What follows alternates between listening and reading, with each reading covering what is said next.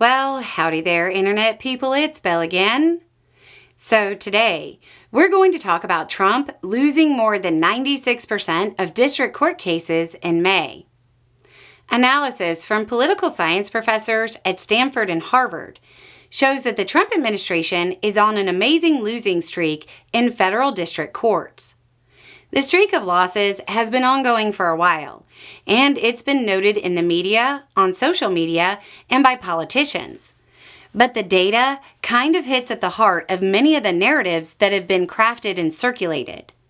In fact, the numbers really leave people with two options. One of the most prominent narratives on the right is that it's crazy leftist activist judges out there just standing in the way of the Trump agenda. On the liberal side of things, there's been an undercurrent of belief that says the cases are just happening to land before the correct judges. That, of course, has led to allegations of judge shopping from the right wing. The numbers say that none of these talking points are right. Further, that they aren't grounded in reality at all. Trump lost 96% of cases in the district courts. But is it all Democratic judges? Well, the data shows he's lost 72% of rulings coming from Republican-appointed judges. The number from Democratic-appointed judges is 80%. The numbers aren't identical, but they're similar. Given the ideological differences would by default lead to varying interpretations. So the fact that the Republican percentage is so high destroys the idea that it's leftist judges. It also destroys the idea that cases are just landing in front of the correct judges, or that there's judge shopping going on to any significant degree. There's always a little judge shopping, regardless of party. What's also interesting is that the rate of loss is increasing. Federal district court rulings going against Trump in February were sitting at 53.8%. In March, that number shot up to 74.3%. In April, 76.1%. In May, 96.3%. So with this information in hand, what are the likely options available? It seems like you have two.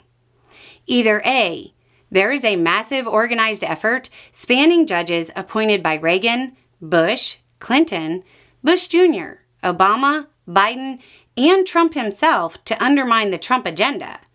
And that this massive nationwide effort was organized in complete secrecy with no leaks. Or B, Trump's grabs for more executive power are pushing the bounds of the law and the Constitution to the degree that even those ideologically aligned with Trump can't rule in his favor. That he's so far out of line that even his own appointees can't back it, and that courts are simply exercising judicial review as they've done since Marbury versus Madison. If you're not aware of the case, there will be an explainer from Impartial Points down below. It seems like we're all going to need to understand it under Trump. At this point, it's worth noting that a lot of what Trump is doing isn't against the law by itself, but the way in which he wants to go about it, by simply decreeing it, is being defeated.